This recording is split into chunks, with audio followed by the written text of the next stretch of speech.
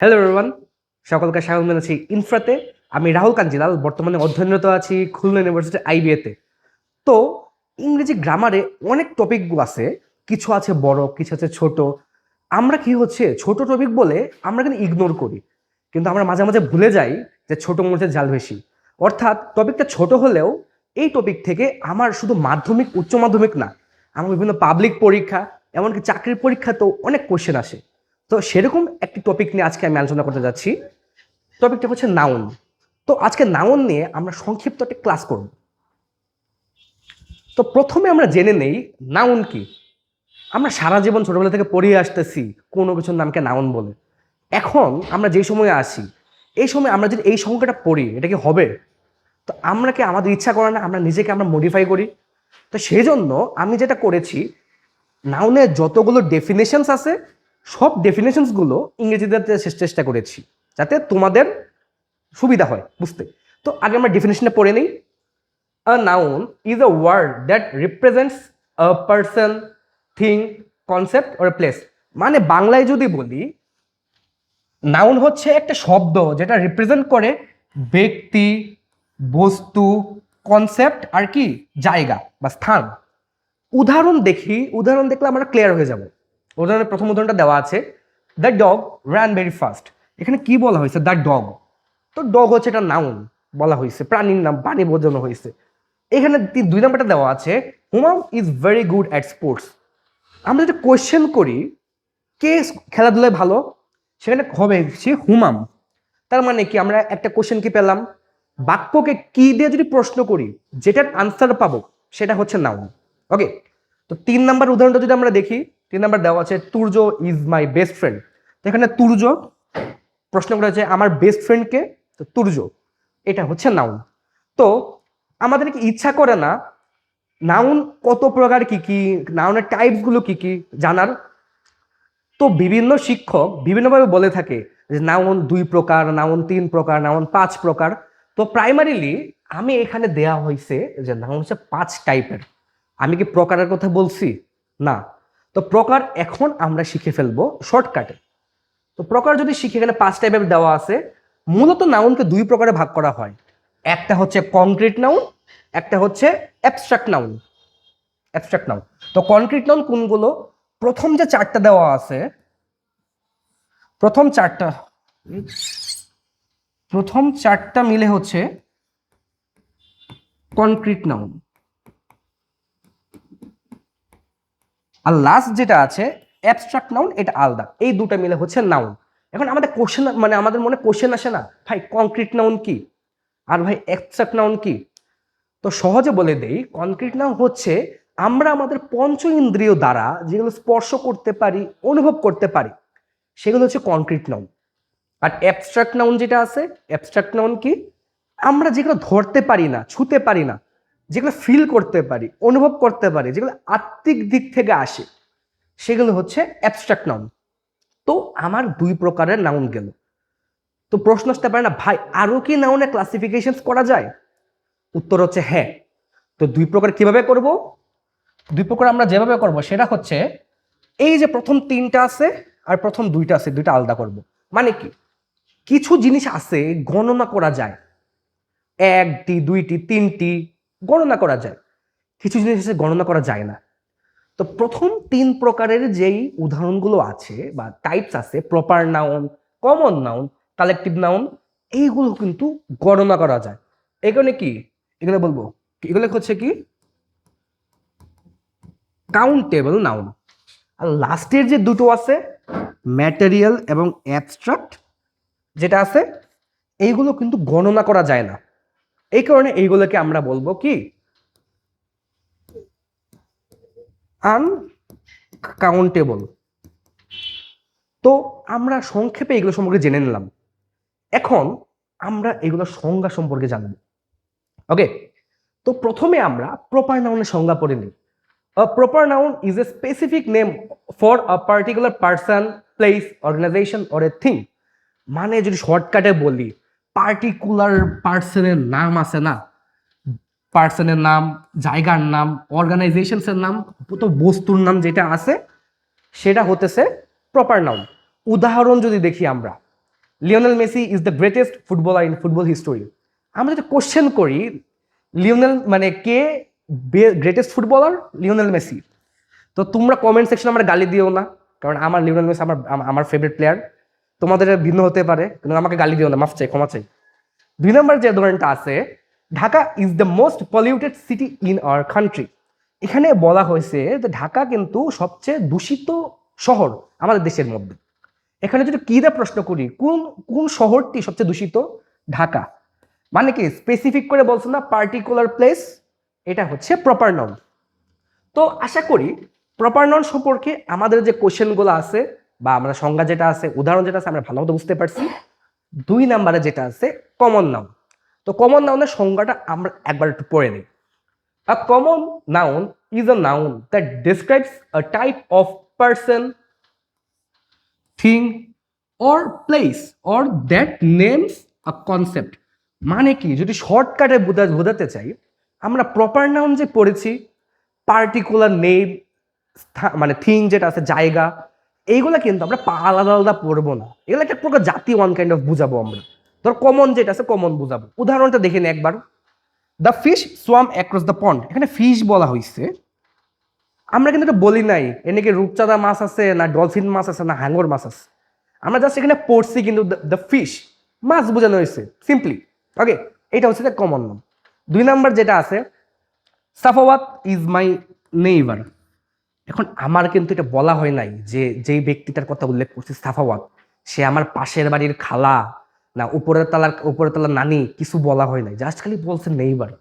ওকে, তো নেইবার যেটা বলছে এইটা জাস্ট কমন নাউন একটা হবে, কারণ পার্টিকুলার ভাবে কিছু বলে নাই। ওকে, তো আশা করি কমন নাউনের যে টপিকটা আছে আমরা বুঝতে পারছি। তো এখন আমরা আমাদের 3 নম্বর যে টপিকটা আছে, 3 নম্বর টপিকে যাব। তো সঠিক সম্পর্কে জানবো, সেটা হচ্ছে কালেকটিভ নাউন। তো কালেকটিভ নাউনের সংজ্ঞাটা একটু পড়ি আমরা। Collective noun is a common noun that names a group of people, creatures, or object. এখন মনে হতে পারে ভাই আল্লাহ একটু আগে কমন নাউন পড়লাম, আবার কমন নাউন আসলো, ভাই এত ইংলিশ মাথায় রাখবো কেমনে? চিন্তারও কোনো কারণ নাই, সহজভাবে আমরা যদি বলি, কিছু গ্রুপ আছে না, একাধিক ব্যক্তি মিলে গ্রুপ হয়, একাধিক বস্তু মিলে একটা গ্রুপ বানালাম, এইগুলা যে আছে। সাপোজ ধরো কি বলে টিম, পরে হচ্ছে কি আর্মি, এইগুলা যে আছে এইগুলার কিন্তু আমার কালেকটিভ নাউনের অন্তর্গত। কেননা আর্মি যেটা আছে, আর্মি কিন্তু একাধিক আর্মি মিলে দল গঠন হয়, ঠিক আছে, মানে আমরা কিন্তু এটাকে আর্মি বলি। ওকে, উদাহরণটা দেখে নেই, পর একটা ছোট্ট জিনিস আমরা জেনে নেব, ঠিক আছে? উদাহরণটা আছে the team Gates ready for the game. এখানে টিম কিন্তু বলা হয়েছে একাধিক প্লেয়ার মিলে কিন্তু টিম গঠিত হয়, সেখান থেকে আমরা বলতে পারি টিম কিন্তু কালেকটিভ নাউন। 2 নম্বরটা যদি দেখি আবার, 2 নম্বরটা হচ্ছে the gang of thieves was finally caught by the police. এখানে গ্যাং এর কথা বলা হয়েছে, অবশ্যই কিছু গ্যাং, যেহেতু গ্যাং অফ থিপস বলা হয়েছে মানে কি একাধিক চোর মিলে চোরের একটা দল গঠন হয়, চোরের একটা গ্রুপ গঠন হয়। তো সেখানে গ্যাং যে বলা হয়েছে গ্যাং অফ থিপস, সেটা হচ্ছে একাধিক চোর মিলে গঠিত একটা দল। তো একটু আগে আমরা বলছিলাম যে একটা জিনিস আমাদের মাথায় রাখতে হবে, তো মেনলি টপিকটা হচ্ছে রাইট ফর্ম অফ ভার্বসের। তো শর্ট করে আমরা জেনে নিই, কালেকটিভ নাউন যেটা আছে দেখে মনে হয় একাধিক মানুষ যেহেতু আছে প্লুরাল হতে পারে, কিন্তু না, আমার মনে রাখতে হবে বাক্যে যখন কালেকটিভ নাউন থাকবে, ভার্ব যেটা আছে ভার্ব কিন্তু সবসময় সিঙ্গুলার হবে।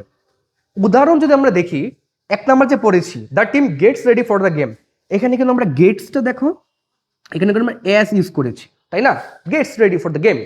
2 নম্বরটা যদি দেখি the gang of thieves was finally caught by the police, এখানে দেখো ওয়াজ ফাইনালি ওয়াজ ইউজ করা হয়েছে না। এখন আমাদের কিন্তু আরেকটা কি আছে সাবজেক্ট ভার্ব এগ্রিমেন্টের ক্ষেত্রে, এখানে দেখো একটা জিনিস আছে, সেটা হচ্ছে কি, সেটা হচ্ছে অফ, তাই তো? প্রিপোজিশন আমরা পড়ছি না, প্রিপোজিশনের আগে দুইটা যদি সাবজেক্ট যদি থাকে, প্রিপোজিশনের যেটা আগে আছে সেটাকে আমরা মেইনলি সাবজেক্ট হিসেবে গণনা করব, সেটা গণনা করে আমরা কিন্তু ভার্ব সেই অনুযায়ী বসাবো সাবজেক্ট ভার্ব এগ্রিমেন্টের উদাহরণ। তো এই বিষয়টা সম্পর্কে আমরা কি ক্লিয়ার? ওকে, তো কালেকটিভ নাউন আমাদের টপিকটা শেষ। তো এখন আমরা আমাদের নেক্সট টপিকে যাই। ঠিক আছে, আমরা আমাদের নেক্সট টপিকে যাই। নেক্সট টপিক হচ্ছে ম্যাটেরিয়াল নাউন। শর্টকাট একটা পড়ে নিই সংজ্ঞাটা।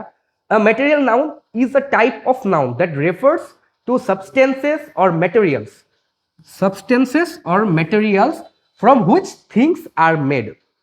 ওকে, শর্টকাটে আমি যদি বলি বাংলাতে তোমাদের বোঝার জন্য, আমাদের কিছু জিনিস আছে, মানে আমাদের পৃথিবীতে কিছু জিনিস আছে যেগুলো আমরা ধরতে পারি, পরিমাপ করতে পারি, কিন্তু আমরা গণনা করতে পারি না। এর মধ্যে যদি উদাহরণ দিই আমরা, উদাহরণ হচ্ছে কি গোল্ড, সিলভার, আর কি মিল্ক। তুমি কি কখনো দোকানে গিয়ে বলতে পারবে ভাই আমাকে একটি সোনা দেন? বলতে পারবে না। তোমার বলা রাখতে পারবে আমাকে 1 গ্রাম 2 গ্রাম এত ক্যারেট সোনা দেন। সেম টু সেম কিন্তু সিলভার, তাই তো। মিল্কের বিষয়টা হয়েছে, তুমি কি কোনো বাজারে গিয়ে বলতে পারবা ভাই আমাকে একটি দুধ দেন? তোমার বলতে হবে ভাই আমাকে 500 ml বা 1 লিটার দুধ দেন। তো এক কথায় যেটা বলতে ধরতে পারি, পরিমাপ করতে পারি, কিন্তু আমরা গণনা করতে পারি না। উদাহরণটা যদি দেখি আমরা, মিল্ক কন্টেন্স ল্যাকটিক অ্যাসিড। এখানে একটু আগে আমরা মিল্কের কথা বললাম, মিল্ক, তো তার মানে কি এটা ম্যাটেরিয়াল নাউন। 2 নম্বরে যেটা বলি calcium is essential for our bones. তুমি কি কখনো তোমার বন্ধুরে বলছো দোস্ত আমার শরীরে না একটা ক্যালসিয়াম আছে? এটা কি তুমি বলতে পারবা? তুমি তোমার বলা লাগবে যে ভাই আমার শরীরে না এত পরিমাণ, এত গ্রাম পরিমাণ ক্যালসিয়াম আছে। তো আই থিঙ্ক আমরা বুঝতে পারছি ম্যাটেরিয়াল নাউনের টপিকটা সম্পর্কে। তো এটা হচ্ছে ক্যালসিয়াম। তো পরে একটা টপিক আছে, সর্বশেষ টপিক অ্যাবস্ট্রাক্ট নাউন। শুরুতে আমরা বলছিলাম একটা জিনিস, কন্ক্রিট নাউন অ্যাবস্ট্রাক্ট নাউন সম্পর্কে যখন জানছি, পঞ্চ ইন্দ্রিয়ের সাহায্যে এগুলো আমরা স্পর্শ করতে পারি। অ্যাবস্ট্রাক্ট নাউন যেটা আছে আমরা কিন্তু ধরতে পারি না, ছুঁইতে পারি না, পরিমাপ করতে পারি না, কিন্তু আমরা অনুভব করতে পারি, ফিল করতে পারি। আগে সংজ্ঞা একটু পড়ে নিই। An abstract noun is a noun that refers to something non physical, something conceptual that you can't perceive directly with your senses. আচ্ছা তোমাকে আমি একটা উদাহরণ দিই, বুঝছো? সাপোজ তুমি ভ্যালেন্টাইন্স ডেতে তোমার গার্লফ্রেন্ড নিয়ে গেছো ঘুরতে। হুট করে তোমার গার্লফ্রেন্ড তোমার কোশ্চেন করলো, জান তুমি আমার কত ভালোবাসো? তুমি কি বলতে পারবা জান আমি তোমার একটি ভালোবাসি? তোমার বলতে হবে জান আমি না তোমাকে মন থেকে অনেক ভালোবাসি। তুমি কি ভালোবাসাটা পরিমাপ করতে পারবা না। ওকে, তোমার মন থেকে আসবে বিষয়টা। তো এইটা হইতেছে অ্যাবস্ট্রাক্ট নাউন। তো আই থিঙ্ক এগুলো বিষয়টা আমি বুঝতে পারছি। উদাহরণটা একটু দেখে নেই। Our friendship will last for ever. Friendship যেটা আছে, তুমি কি ফ্রেন্ডশিপকে গণতে পারবা হাত দিয়া? পরিমাপ করতে পারবা ফ্রেন্ডশিপ 6 7 এরকম কইরা? পারবা না। ওকে, তো ফ্রেন্ডশিপ এখানে হচ্ছে অ্যাবস্ট্রাক্ট নাউন। 2 নাম্বার যেটা আছে kindness is something almost everyone appreciates. এখানে কাইন্ডনেস আছে। তুমি কি কারো সততা পরিমাপ করতে পারবা? মাপতে পারবা? ধরতে পারবা? সততা তুমি অনুভব করতে পারবা না, ছেলেটা সৎ অনেক, ছেলেটা অনেক ভালো, ছেলেটা আমার দেশের জন্য কাজ করছে, আমার জন্য কাজ করছে, এগুলো পরিমাপ তুমি করতে পারবা। বুঝতে পারছো? তো এটা হচ্ছে অ্যাবস্ট্রাক্ট নাউন। তো আই থিঙ্ক আমরা এই 5 টাইপের সম্পর্কে যেগুলো পড়ছি, 5 টাইপের নাউন সম্পর্কে আমাদের ক্লিয়ার হয়েছে। এখানে আমাদের 3টা কোয়েশ্চেন আছে, যে কোয়েশ্চেনগুলো বিগত বছরগুলোতে বিভিন্ন বিশ্ববিদ্যালয়ে ভর্তি পরীক্ষা এসেছে, অত্যন্ত সহজ। তো আমরা দেখে নিই কোয়েশ্চেনগুলো। প্রথম কোয়েশ্চেনে বলা হচ্ছে what kind of noun is cattle. তো ক্যাটেল কোন টাইপের নাউন? তো আমরা কি ক্যাটেলের আমরা জানি না অর্থটা কি? গৃহপালিত পশু যেগুলো আছে এগুলোকে আমরা ক্যাটেল বলি, তাই তো। এখন আমারে কিন্তু সম্পূর্ণ জাত আমার কিন্তু বলে নাই গরু, খাসি না মুরগি, তাই না? আমাকে বলছে ক্যাটেল জাস্ট। তো এটার আনসার কি হবে? এটা আনসার হবে কালেকটিভ নাউন। 2 নম্বরে বলা হয়েছে the ring is made of gold. What type of noun is gold? এখন একটু আগে আমরা পড়ছি, আমরা নাউন যেটা আছে, গোল্ড যেটা আছে, আমরা ছুঁইতে পারি, ধরতে পারি, পরিমাপ করতে পারি, কিন্তু আমরা গণনা করতে পারি না। তার মানে কি এটা কোনটার মধ্যে পড়ে? কালেকটিভ নাউন না, কমন নাউন না, অ্যাবস্ট্রাক্ট নাউনের মধ্যে পড়ে না, এটা হচ্ছে ম্যাটেরিয়াল নাউন। 3 নাম্বার যেটা আছে what kind of noun is discipline. তুমি কি ডিসিপ্লিন কি ধরতে পারবা, ছুঁতে পারবা, পরিমাপ করতে পারবা? ডিসিপ্লিন তোমার মন থেকে আসবে, তাই তো, অনুভব করতে পারবা ডিসিপ্লিন জিনিসটা। তো তার মানে কি প্রপার নাউন তো আগেই না, আগেই বাদ প্রপার নাউন। কালেকটিভ নাউন না, কমন নাউন আগেই বাদ। তার মানে কি এটা হবে অ্যাবস্ট্রাক্ট নাউন। তো আজকের ক্লাসের জন্য এইটুকুই।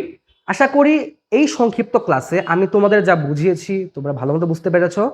নেক্সট ক্লাসে তোমাদের সাথে আমি প্রপার বলতেছি প্রোনাউন নিয়ে আলোচনা করব। তো আজকে ক্লাসে এই পর্যন্তই। তোমরা সবাই ভালো থাকো, সুস্থ থাকো। আল্লাহ হাফেজ।